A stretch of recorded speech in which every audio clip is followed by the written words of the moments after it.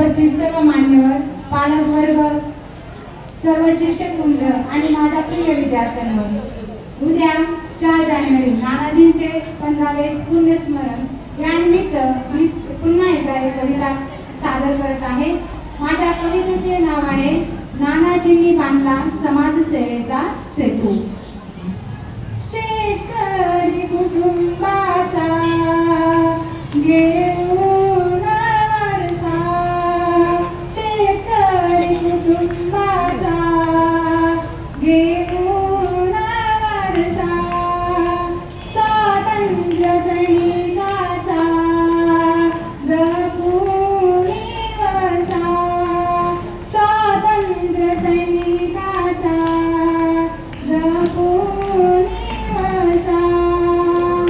नानाजी समतोल साधून यात, नानाजी समतोल साधून यात, हदसुलात पेटली शिक्षणाची वाट, हदसुलात पेटली शिक्षणाची वाट.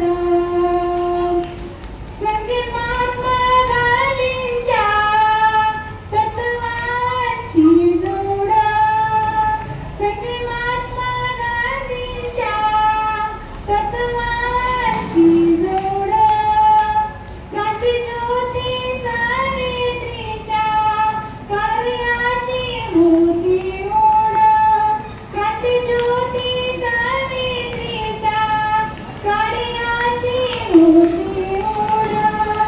घालून मनात समाजसेवेची माळ, घालून मनात समाजसेवेची माळ, खेडेगावीत जुळवली ज्ञानदेव देशी नाळ, खेडेगावीत जुळवली ज्ञानदेव देशी नाळ.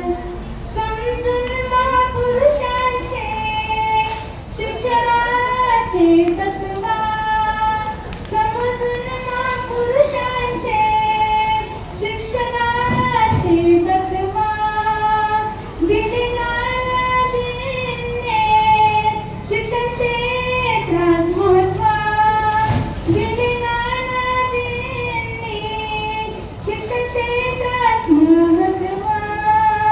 प्राथमिक व्यवसायाची बदलता दैन्यावस्था, प्राथमिक व्यवसायाची बदलता दैन्यावस्था.